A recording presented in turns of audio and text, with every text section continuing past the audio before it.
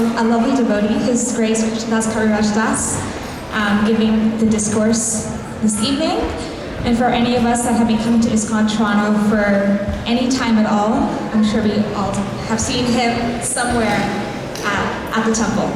So a bit about him. So Krishna Kaviraj Das was initiated by Srila Prabhupada back in 1974, and he married his wife Purnamasi Devi Dasi in 1977.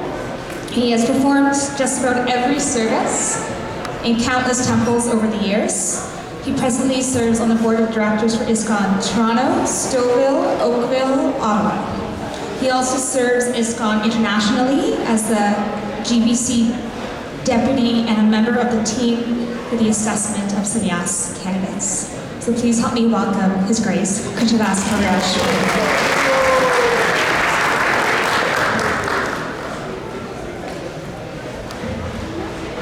Almost makes me sound important. I'm definitely not important. Is there any water?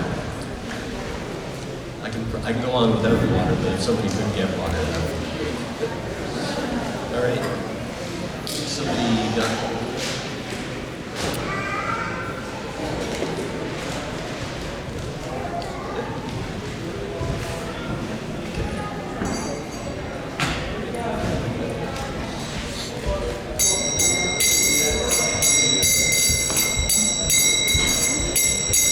Jaya Radha Madhava Kunja Vihari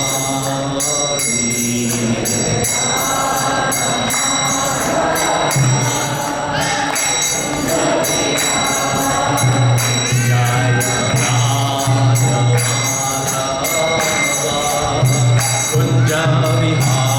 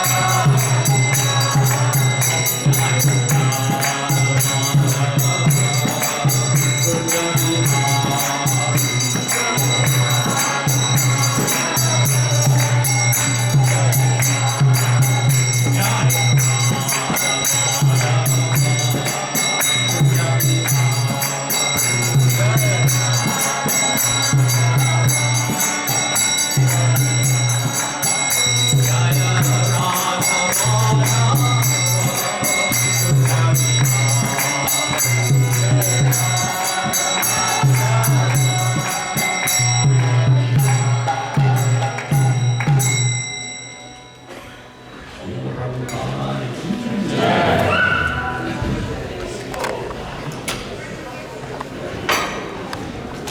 Hare Krishna. Recently, some of you may have been here on January 1st, and often we used to call January 1st Prabhupada's Day, and we did have a special ceremony for Prabhupada, Pushpanjali, and like that. But we didn't really get a chance to talk too much about Srila Prabhupada. So is there anybody in this room that does not know who Srila Prabhupada is? Of course, you might be embarrassed to put up your hand, so that's okay.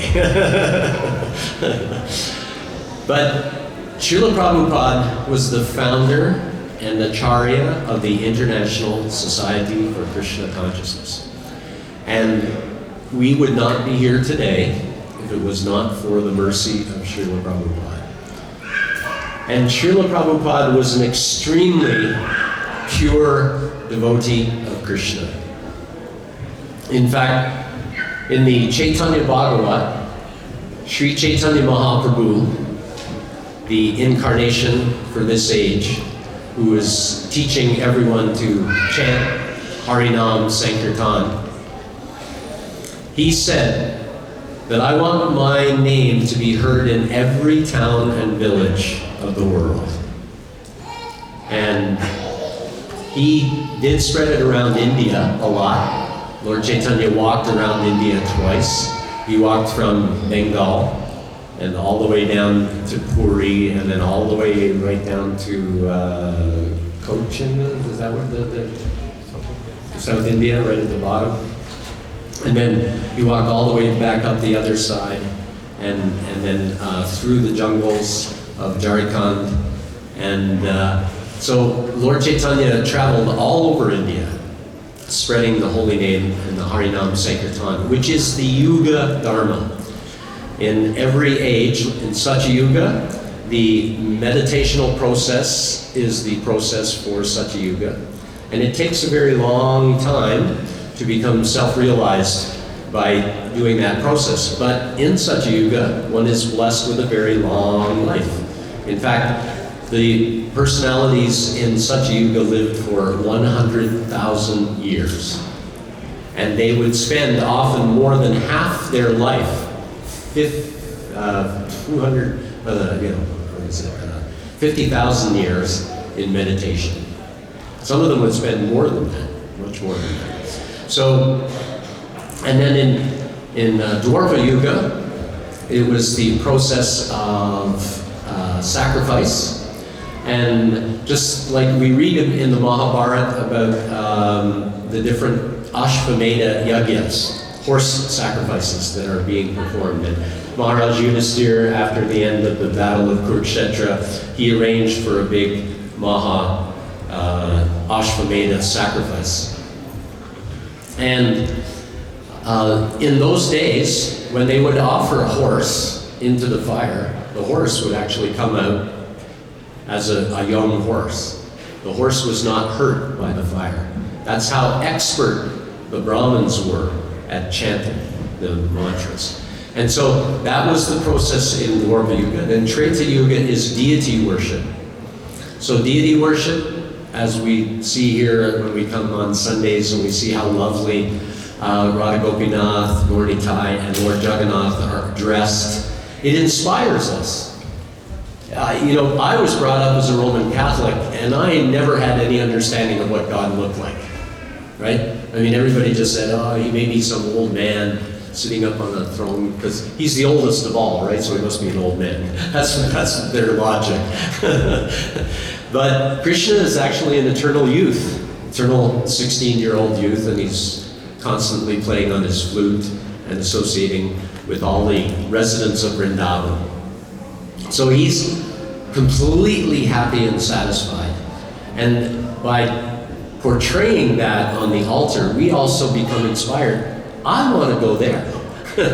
I've seen many people come in, Westerners, who have no idea what the Hare Krishna temple's about or anything. But they come through the door, and if the altar is open, they're like, their jaws sort of bounce off the floor.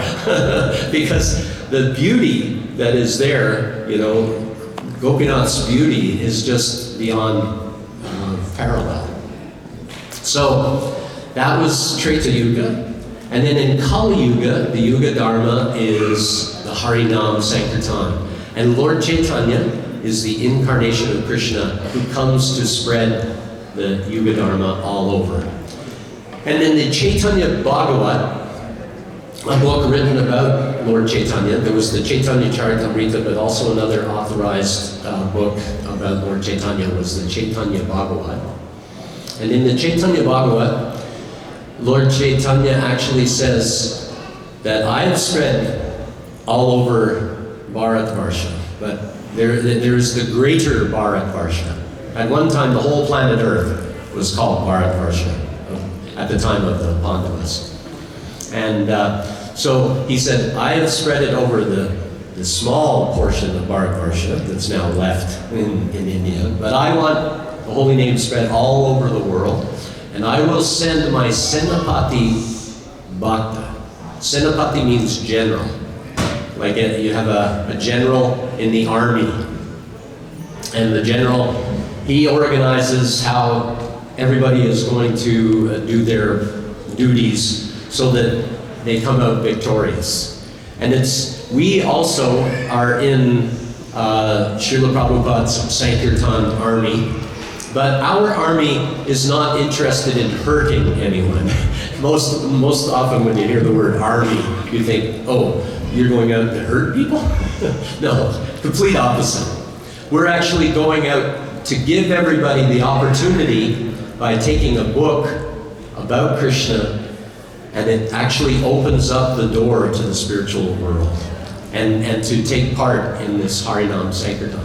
That is how I became a devotee, actually meeting devotees who were out there and giving out books, and I think many of you maybe perhaps had somebody come to your door, or you met somebody in your travels, or just Krishna arranges somehow or other that we get in contact with the devotees. And being in contact with the International Society for Krishna Consciousness is the most important thing in the entire world.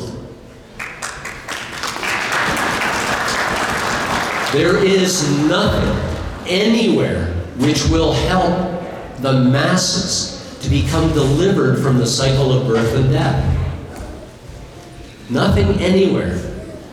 Even in India, there are so many religions, and you know, you say, well, oh, in India, everybody, but you know, most of it has deteriorated to the point where the Brahmins are not really, you know, sometimes you go into the temple and the Brahmin isn't even looking at the deity, he's just kind of doing it out of his duty.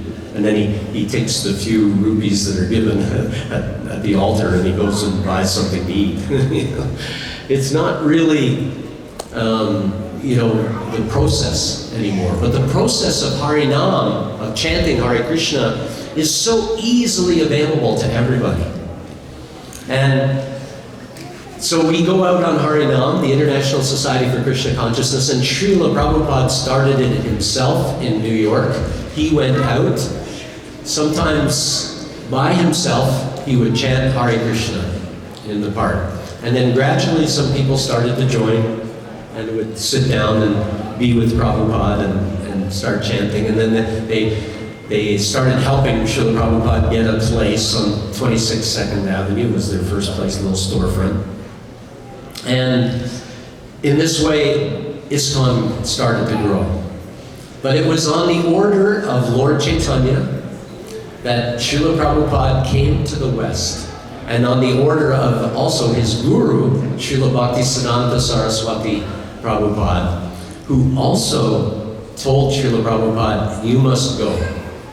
And because Srila Bhaktisiddhanta had actually sent some of his other disciples to England prior to Srila Prabhupada's coming to North America. And they were not very successful in really pushing on the movement. But Srila Prabhupada came and he persevered through a lot of difficulty.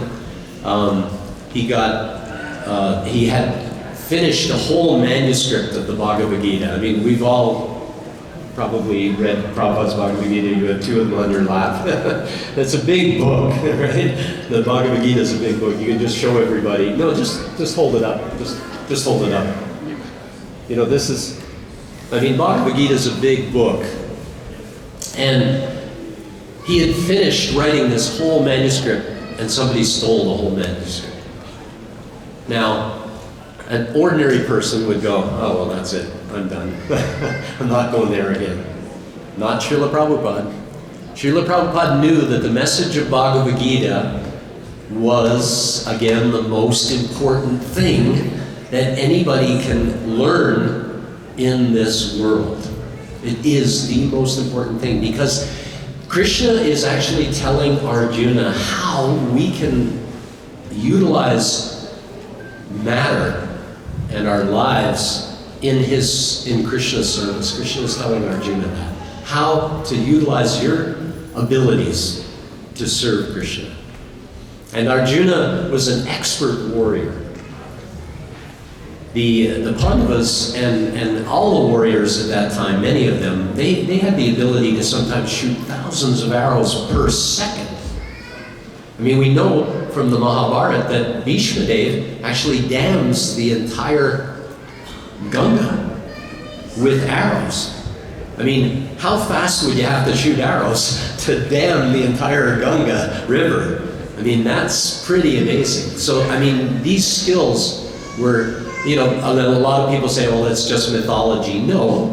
Thousands of years ago, human beings were much more evolved than they are now. And there's actually been a devolution. We've actually become weaker and more disturbed and more desirous of just having sense gratification and not understanding that there's a goal to life. That's our position in Kali Yuga. But Srila Prabhupada took the message from Srila Bhaktisiddhanta that came all the way down through disciplic succession, through Lord Chaitanya, and through Bhaktisiddhanta to Prabhupada. And he came to the West. And why did he do it? He did it out of just an amazing sense of compassion. He wanted to also fulfill the order of his spiritual master. That is, as a disciple must fulfill the order of his spiritual master. And so Srila Prabhupada took it up. He had no idea how Krishna was going to make this happen. There's a nice poem that Srila Prabhupada wrote on the Jaladuta when he was coming to America. And he talks about, he says, I'm paraphrasing now because I can't remember the whole verse. But you have brought me here to the West to try to give these people Krishna consciousness, and I don't know what I'm going to do. But I am your puppet, and please make me dance, make me dance, make me dance.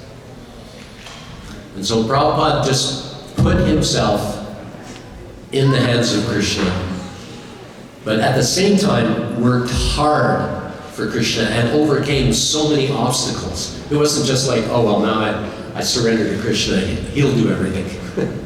Right? Because Krishna, if he wanted to, Krishna could easily just come down and go, hey, everybody chant Hare Krishna, we'll all go back home, back to Godhead. But Krishna is leaving it up to the individual living entities to actually learn a lesson while we're here on this planet and anywhere in the material world. Even Lord Brahma, Indra, Chandra, all the demigods, they're all learning a lesson too. And then there's all the people on all the lower planets at Patalaloka and like that. So there's all these different individuals and there are spirit souls even comprising all these individuals, just like our body is made up of millions, zillions of living entities. Every soul, every cell in our body is a different living entity, just like you and me. But their karma is that they've taken birth in a body rather than being the controller of the body. We just happen to be the consciousness that's in the driver's seat. And we're in the heart. Just like Prabhupada said that once he was asked, what about heart transplantation? You know, if the spirit soul is seated in the heart, what happens if you take the heart out of somebody and you put it in somebody else, which is done quite regularly these days. Prabhupada said, no, it's just like in the car. The driver may be sitting in the car, but if you change the seat, if he doesn't like that seat and you take the seat out and you put in a new seat, he just sits in the new seat. So that's what happens. So there's no, you know, the spirit soul actually doesn't come over with the heart. So in this way, there are so many spirit souls who are stuck in the material nature. I mean, every leaf, even on every tree, is composed of probably 1 billion cells. Just think, how many trees are there in Canada? Right? I mean, so there's just unlimited living entities that have actually ended up in the same predicament that we are in now. The only difference being that we are fortunate that we can ask the question, who am I? Where have I come from? Where am I going to? These are the essential questions of life. And what is the goal of life? Those questions we can ask. And everybody should be on a search for the answers to those questions. So when you come on the Sunday, I mean, it's very nice to come and to engage in kirtan and everything. But the real wealth of coming on Sunday and engaging in kirtan is going home with one of Srila Prabhupada's books. If you take one of Srila Prabhupada's books home tonight and start reading, you will begin to understand the depth of knowledge and the surrender to Krishna, the pure devotion that Srila Prabhupada had for Krishna, and he's giving it to us on every single page. There is nothing selfishly motivated in those books. Every other book in the world is selfishly motivated. But the Bhagavad Gita, as it is by Srila Prabhupada, I can guarantee you, is not selfishly motivated in any way whatsoever. It is simply a gift to the conditioned soul, who we all are. It's a gift to us to get out of being a conditioned soul and to go back to the spiritual world. So it's really an important thing to understand who Srila Prabhupada was. And one of the things, I probably haven't left myself an awful lot of time, but it's described, Lord Chaitanya, in the Chaitanya Charitamrita, was speaking with Sanatana Goswami. And he was describing the 26 qualities of a devotee. And I'll read them off, and then I'll maybe go over some of them and relate how Srila Prabhupada was such a wonderful example of these qualities. And I think if I don't get through all of them, perhaps in a future class, either I'll come back or somebody else will pick up where I left off, if I happen to die tomorrow, which can happen, right? I mean, we never know when we're gonna die, so gotta make arrangements all the time. Somebody's gonna pick up where I left off. As long as it's transcendental. Okay, so when one is transcendental to all material qualities, all the good qualities come out. These qualities of a devotee, 26 in number, are listed as follows. 1, he is kind to everyone. 2, he does not quarrel with anyone. 3, is fixed in the absolute truth. 4, is equal to everyone. 5, faultless. 6, charitable. 7, mild. 8, clean. 9, simple. 10, benevolent. 11, peaceful. 12, completely attached to Krishna. 13, has no material hankering. 14, meek. 15, steady. 16, self-controlled. 17, does not eat more than required. 18, sane. 19, respectful. 20, humble. 21, grave. 22, compassionate. 23, friendly. 24, poetic. 25, expert. And 26, silent. Actually, interestingly, I think I might start with the last one. Somebody might think, silent? How is a devotee silent? I mean, if I was really, in India, there's often sages who take the vow of mauna, and they don't say a word. In fact, we used to have a devotee who lived in the temple years ago, and he went for about 2 years without ever saying a word, which was really kind of weird. Because that's not what being silent really means. Being silent means only speaking about Krishna.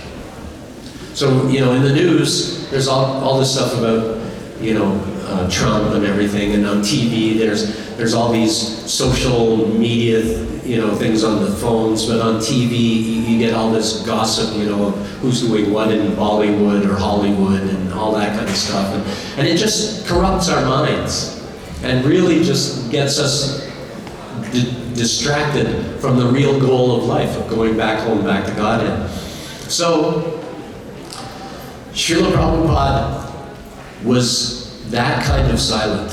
Srila Prabhupada only spoke about Krishna and how to serve Krishna.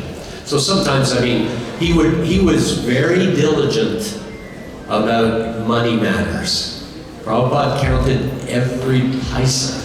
In fact, they still have a little booklet that Prabhupada wrote all his accounts in, and back before he came to India in 1965, there were still paisa in India. Now that you don't see a paisa around anymore, the rupees become the smallest thing. But, it used to be, there were paisa, and Prabhupada would account for every single paisa. And so when he came and he was dealing with the devotees who were printing the books, he made sure that the accounts were kept very diligently, and he made sure that everybody who was a temple president made sure that there was a good accounting system, that there was a treasurer, and they were trained up properly to look after the books, and that everything was done absolutely according to the way Prabhupada wanted it. Prabhupada was very adamant about that. So, Srila Prabhupada was silent, but he only spoke about Krishna. And of course, so the whole Bhagavad Gita is what he spoke about Krishna. And the Srimad Bhagavatam is all about Krishna and different incarnations of Krishna, different devotees of Krishna. When you speak about devotees of Krishna, that's also in a good way. I don't mean gossiping about devotees of Krishna, but I mean if you actually are glorifying the devotees of Krishna, then that's a good thing. And that's also speaking about Krishna because you're recognizing their glories like that. And so in this way, if we just remember to always speak about Krishna and his devotees and devotional service, we can push out a lot of that stuff that's contaminating us. I've heard the example given of if you have a cup and it is filled with ink, but you don't want to drink ink, you just want to drink pure milk. But you don't want to throw the ink down anywhere because it's going to make a mess. So you hold the cup over the sink. I mean, it's a little strange. I mean, you would never do this, but if you want to actually make that cup become milk, what do? You take a lot of milk and you pour it into the cup, and you just keep pouring until there's only milk left in the cup and nothing else. Right?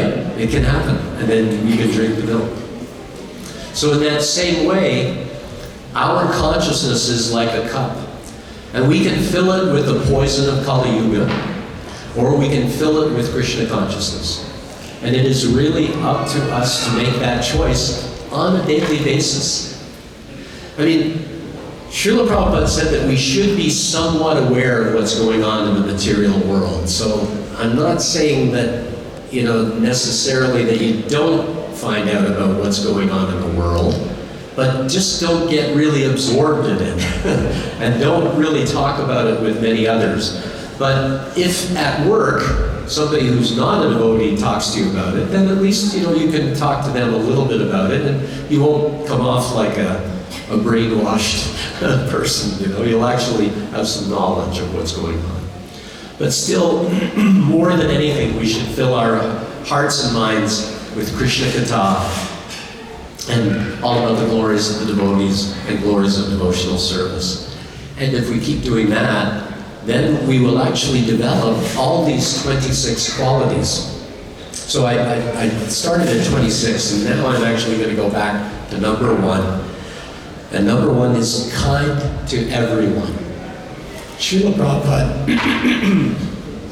was extremely kind.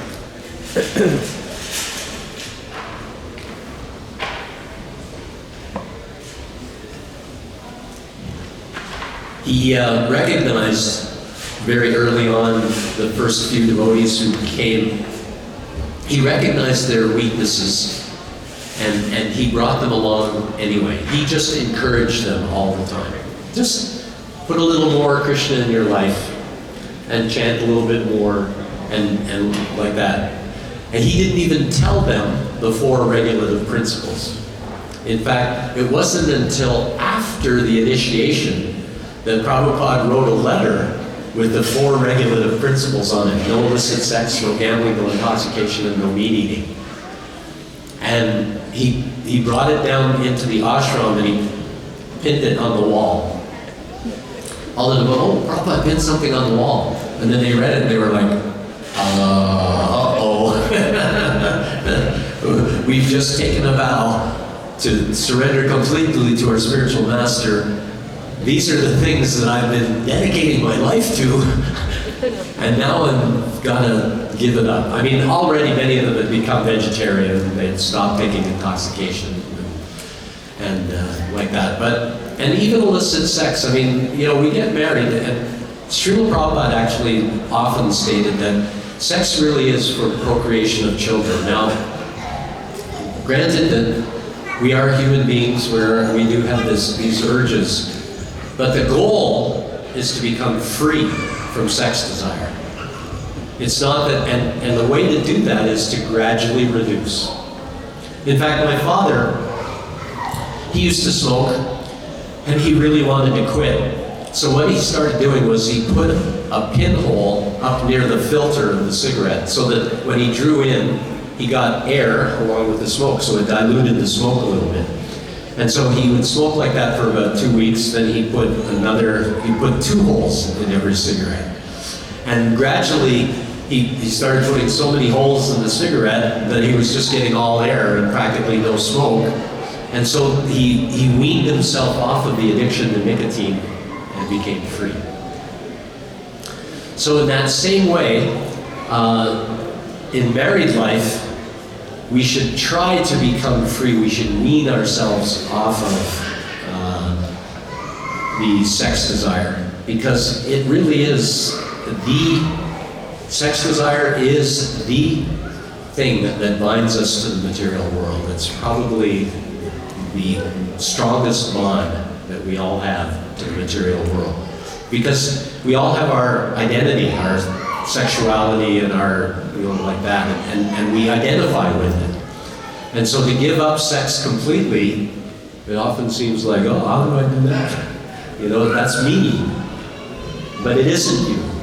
If you're really trying to understand who you are spiritually, then you're going to want to gradually give that up. I mean, if you can give it up overnight, great. But granted, Prabhupada understood that not everybody can do that. So Prabhupada was kind. He saw that we had these attachments to different things, and Prabhupada knew exactly the medicine and how to give it to each devotee. It's just like a doctor. Prabhupada uses that example often, actually, as the guru. the guru gives the medicine, and if you just get the medicine from the doctor and you just take it any old way you want, you know, oh, well, this is going to make me better, I'll take all of them. You know, that's not going to help you. It could kill you. But if you follow the prescription of the doctor, you take it properly, then it can cure you. So similarly, when we are coming to the ashram, the temple here is the ashram of Srila Prabhupada. It's his Gurukul, it's the place of the Guru. And you're all coming and you're learning a little bit about Krishna consciousness, and you're actually becoming more involved in Krishna consciousness to the point where eventually you can say, yes, now I really understand and I really want to become more and more and more and more devoted. And so that's why we're here, and that's why why I spoke tonight, is just to hopefully inspire all of you to really take your time to understand Krishna consciousness and get out of the cycle of birth and death. I mean, how many people here want to be born again? Does anybody? Anybody want to come out as a baby and, you know, get treated, and then sometimes you have brothers and sisters that may be hitting you and treating you badly and everything, and, you know, and there's the one, he's putting up his hand, he's talking about being born again like second birth. You know, taking a Brahminical initiation is considered a second birth. But no, being born again, and that's a good way to be born again, by the way. But nobody wants to actually go through that whole process of going to school, having to learn everything all over again, and going through the pains and difficulties of high school and college, and then trying to get a job, and then trying to hang on to your job, and you know, all the anxieties that come with it, and then getting married, and there's, I mean, not everybody lives in wedded bliss. You know, sometimes there are ups and downs, and but if you're devoted to Krishna, you get through all those things, and you don't want to go through those again. So if you become devoted to Krishna, it will help you cope with those things now, and you'll never have to do it again. Isn't that fantastic? So everybody who does not have a book of Srila Prabhupada's, either the Bhagavad Gita or there's so many other books out there, please take home a book tonight and become more Krishna conscious and become truly happy.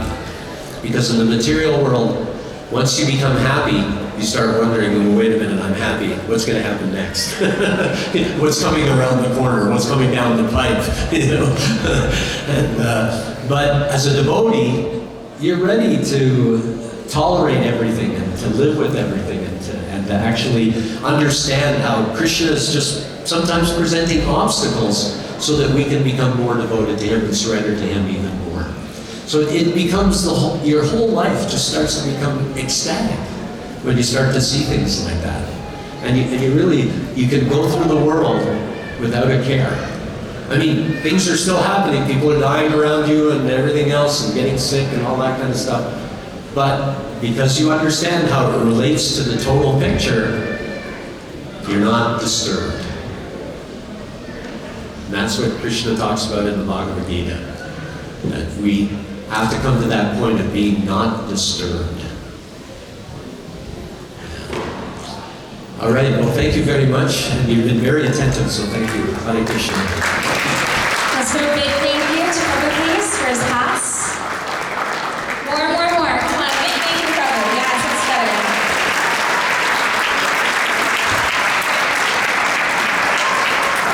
All right, so tonight's class was part 3 of a month long of dedicating this month to hearing from disciples of Prabhupada about their associations or pastimes or his instructions. Thank you so much, Prabhu, for doing that for us tonight.